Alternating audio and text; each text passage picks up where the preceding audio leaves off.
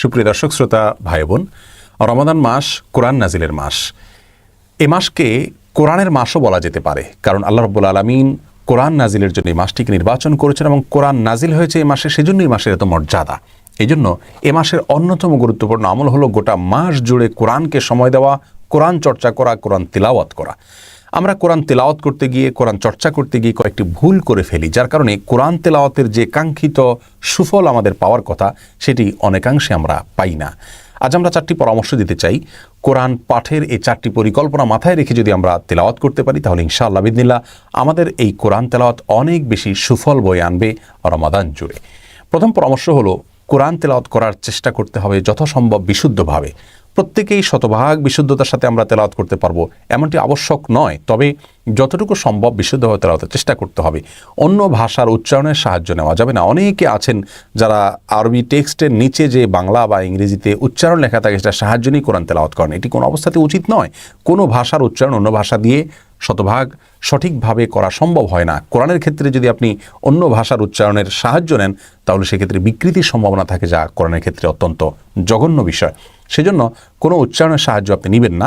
হয় সরাসরি তেলাওয়াত করবেন, যতটুকু সম্ভব শুদ্ধ করার চেষ্টা করবেন, অন্যথায় কোরআন তেলাওয়াত শুনবেন, কারণ শোনাটাও কিন্তু ইবাদত এবং সওয়াবের কাজ। দ্বিতীয় যে পরামর্শ থাকবে তা হলো তাড়াহুড়ো না করা। এই ভুলটি বেশিরভাগ লোকজন আমরা করে থাকি। আমাদের কোরআন পাঠ পরিকল্পনা রমজানে থাকা উচিত যে আমরা তাড়াহুড়ো করব না, আগে থেকে পরিকল্পনা থাকা উচিত এবং এখন থেকে আমরা বাকি দিনগুলোতে সেটা অ্যাপ্লাই করতে পারি। রমাদান মাস মানেই হলো তাড়াহুড়া করে কোরআন তেলাওয়াতের মাস, এমন একটা ধারণা যেন আমাদের মধ্যে বদ্ধমূল হয়ে গেছে। এই জন্য নারী পুরুষ সকলে দেখা যায় অন্য সময় তেলাওয়াতে তো তাড়াহুড়া করেন না, হুলস্থুল করেন না, যত দ্রুততার সাথে রমজান মাসে তেলাওয়াত করার চেষ্টা করেন, যা খুবই গর্হিত একটি কাজ। তো আল্লাহ বলেছেন ওয়ারাতিল কোরআন তারতিলা, কোরআনকে তারতিলের সাথে, শুদ্ধতার সাথে এবং স্বাভাবিক গতিতে আমাদের তেলাওয়াত করার চেষ্টা করা উচিত। অনেক ইমাম সাহেব আছেন যে এশার নামাজের ইমামতি করেছেন, তিনি স্বাভাবিক গতিতে সূরা কেরাত পড়ে, সেই ইমামই এশার নামাজের পরপর তারাবি শুরু করে দিয়েছেন, তখন তিনি হুলস্থুল শুরু করে দিলেন। তার মানে তারাবিতে তেলাওয়াত হবে, সেখানে রমজানের তেলাওয়াত মানে হুলস্থুল করতে হবে, এটি উচিত নয়।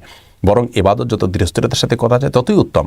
কোরআন খতম দেওয়া ভালো, রমজানে খতম দিতে পারলে ভালো, উত্তম, কিন্তু খতম দিতে গিয়ে যদি আপনি খুব বেশি হুলস্থুল করেন, তার চাইতে আপনি খতম না দিয়ে অল্প অল্প করে পড়েন একই সময়ের মধ্যে, সেটা অনেক বেশি উত্তম হবে ইনশাআল্লাহ।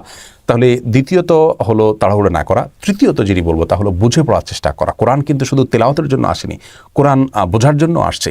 নবী সাল্লাল্লাহু আলাইহি ওয়াসাল্লাম কোরআন শুধু তেলাওয়াত করতেন না, রমজান মাসে দেরাসা করতেন। দেরাসা মানে স্টাডি করা। স্টাডি মানে শুধু তেলাওয়াত নয়, বোঝারও চেষ্টা করতে হবে। কোনো সালাফ বলেছেন যে পূর্বসূরীরা সাহাবায়ে কেরাম তারা পাঁচ আয়াত করে কোরআন পড়তেন, 5 আয়াত পড়তেন, বুঝতেন, আমল করতেন, এরপরে 5 আয়াত পড়তেন, এইভাবে তারা যেতেন। আব্দুল্লাহ ইবনে ওমর রাদিয়াল্লাহু তাআলা শুধু সূরা বাকারা তেলাওয়াত করতে তার 8 বছর সময় লেগেছিল। আর এরকম অনেক বড় বড় মনীষীরা দীর্ঘ একটা সময় তারা ব্যয় করতেন কোরআনকে ধীরে ধীরে পড়ার ব্যাপারে। এই জন্য কোরআন বুঝে পড়তে হবে রমাদানে। আমরা পরামর্শ দিব যে আপনার তেলাওয়াতের একটা ফরম্যাট থাকতে পারে আর একটা বুঝে পড়ার ফরম্যাট থাকতে পারে। দুইভাবে আপনি তেলাওয়াত করতে পারেন রমাদান জুড়ে। ধরুন প্রতিদিন 1 পারা করে তেলাওয়াত করছেন, এটা সাধারণ তেলাওয়াত, সেখানে আপনি শুদ্ধতা এবং স্বাভাবিক গতি লক্ষ্য রাখলেন। একটু গতি হলে সমস্যা নাই, খুব বেশি গতি যেন না হয় সেটা খেয়াল করলেন। আর আরেকটা ফরম্যাট থাকতে পারে বুঝে পড়ার ফরম্যাট, সেটা 1 পৃষ্ঠা হতে পারে, প্রতিদিন আধা পৃষ্ঠা হতে পারে, 5 আয়াত হতে পারে, 3 আয়াত হতে পারে। 1টি আয়াত করে যদি আপনি অর্থ সহকারে বুঝে পড়েন, তাহলে মাস শেষে 30টি আয়াত আপনার বুঝে পড়া হয়ে যাবে। এই জন্য রমাদানে কোরআনের পাঠ পরিকল্পনার মধ্যে বুঝে পড়ার একটা পাঠ আমাদের থাকা উচিত, এটার জন্য আলাদা একটা হিসেব রাখা উচিত। 4 নম্বর এবং সর্বশেষ কোরআন পাঠ পরিকল্পনা রমাদানের যেটি বলবো তা হলো শুধু কোরআন নিজে তেলাওয়াত না করে অন্য কারোর তেলাওয়াত শোনা উচিত এবং অন্য কাউকে শোনানো উচিত, যেটাকে মুদারাসা বলা হয়। নবী করিম সাল্লাল্লাহু আলাইহি সাল্লামের সাথে জিবরিল আলাইহিস সালাম কোরআন কারীম রমাদান মাসে এসে কানা ইউদারিসুল কোরআন পারস্পরিকভাবে তারা গ্রুপ স্টাডি করতেন। একজন তেলাওয়াত করতেন, অন্যজন শুনতেন, আবার তিনি তেলাওয়াত করতেন, ইনি শুনতেন। এটি কিন্তু সুন্নাহ। আমরা মদিনাতে মসজিদে নববীতে দেখেছি আমলটি এখনও অনেকে করে থাকেন, কিন্তু আমাদের সমাজে নেই বললে চলে। আলেম হাফেজদের মধ্যে এটি চর্চা হয় না, অনেকে জানেনই না। এজন্য কোরআন তেলাওয়াত যেমন করা সওয়াবের কাজ রমাদান মাসে, আরেকটি ফরম্যাট থাকা উচিত যে আমি একটু তেলাওয়াত করব, আমার স্ত্রী শুনবেন, তিনি করবেন, আমি শুনবো, অথবা অন্য কারোর সাথে এটি আমরা করতে পারি। অথবা কিছু আয়াত আমরা পড়লাম, অর্থ বুঝলাম, সেটি নিয়ে আমরা পারস্পরিক আলোচনা করলাম, গ্রুপ স্টাডি করলাম। এটাকে দেরাসা বলা হয়, মুদারাসা বলা হয়।